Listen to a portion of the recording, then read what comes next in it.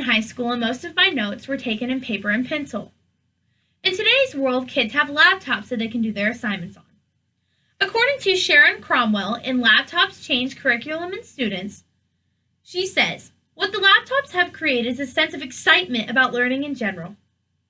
By looking at how computers can be helpful to students, the convenience of laptops, and what the experts are saying about the future of laptops, one can see all the benefits of laptops in schools.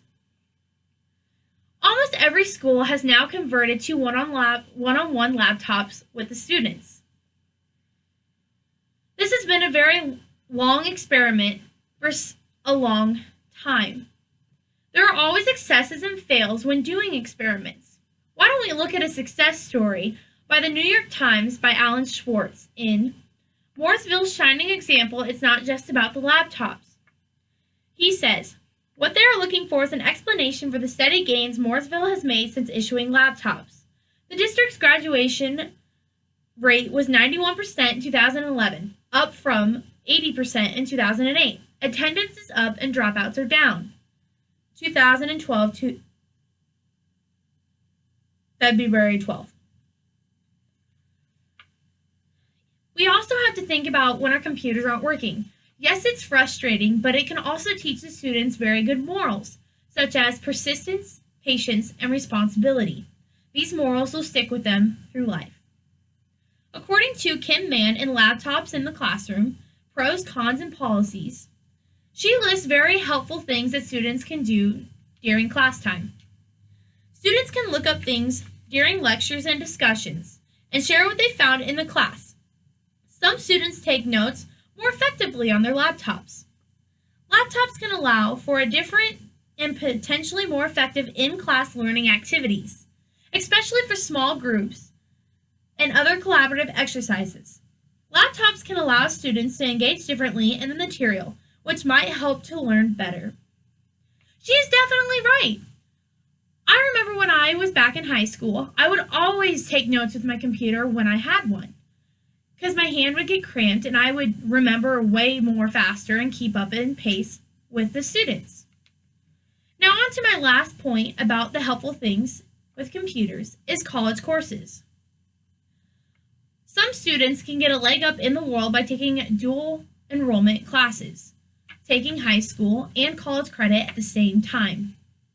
According to Michael Zenstein, taking college classes in high school can lead to more college success. September 27, 2010. Researchers from the Community College Research Center at Teachers College University and the National Student Clearinghouse Research Center crunched the numbers for the first of its kind report, examining the 17-year-olds who took dual enrollment class in 2010 and tracking them for 6 years while they made their way through college. The data shows students who take dual enrollment courses and complete their degrees do so on average a year faster than students who didn't take a dual enrollment class. This is just one of the helpful things that computers can do for students. The second part is convenience. According to Jennifer C. Richardson in Examining Social Research in Online Courses in Relation to Students and Preserved Learning and Satisfaction on February 2003, the educational community is finding itself on the edge of a new era of online learning. Online learning has demonstrated that the advantages offered by this environment are many, especially the convenience and flexibility offered by the anytime, anywhere accessibility, which means that students access the courses and course materials 24 hours a day, regardless of location. This is a very good thing to think about. A good example is if a student is sick one day. It's an unplanned absence. You didn't take any homework home with you from school. But if they had a personalized laptop, they could get on their laptop and do the schoolwork without even being at school. But computers also help teachers, help us. Barbara Weaver and Linda Nilsson talk about this aspect in Laptops in Class. What are they good for? What can you do with them? They say, when students have laptops, the instructor is free to design or find online exercises that reinforce and apply the material. With the resources of the internet at their fingertips, students can conduct documentary, experimental, and survey analysis, and even do field research using laptops in class. 9 through 10 page. You see, before laptops, people had to go to all the libraries that they had available to them and research in hopefully books that would help them with their course and do it that way.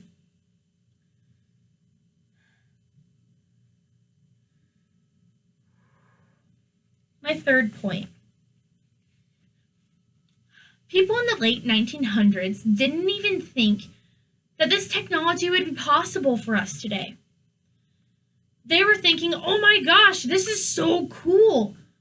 And I'm sitting here thinking, wow, I have a laptop. What's going to come out in the future?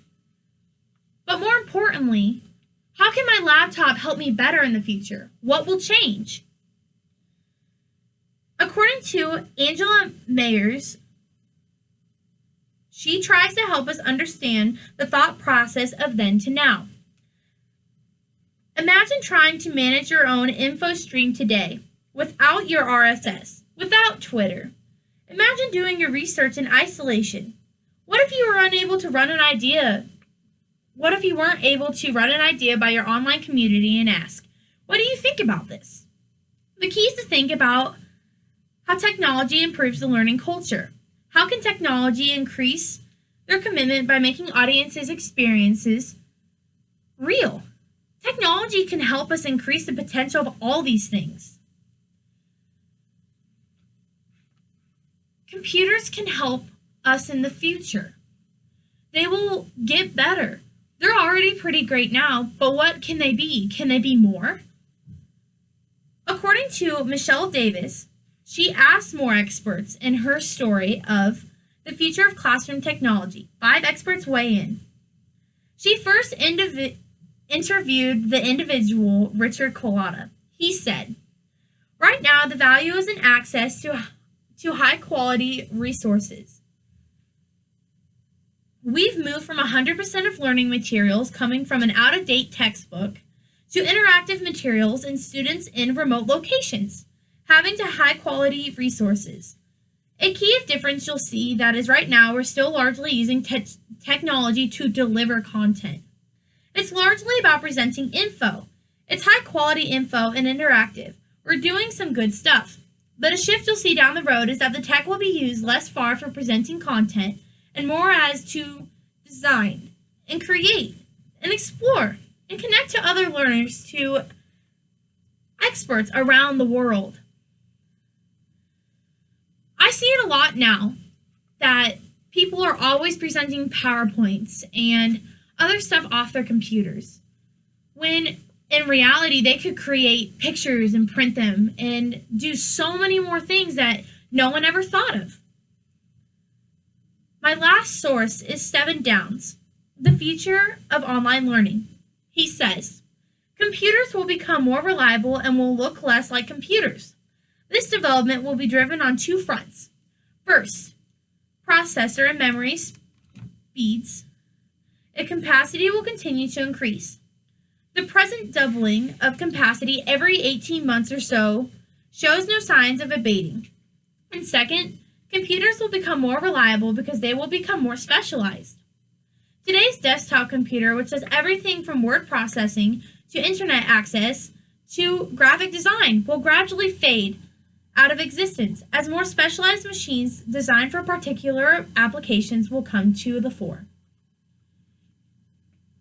Basically, throughout time, we have went from this huge computer to narrowing it down slowly through time. Almost the smaller, the better. The technology and speed of the computer has also changed along with the size, to where they are more portable and more faster than they used to be.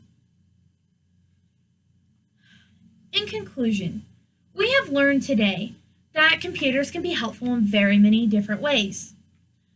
They can be helpful with being able to access it from anywhere, anyhow, to being able to do many different assignments, such as research papers, experiments, many things. But what we really learned today is how they learn from the future and the past. Thank you for joining me, and I hope that we will see awesome technology in the future.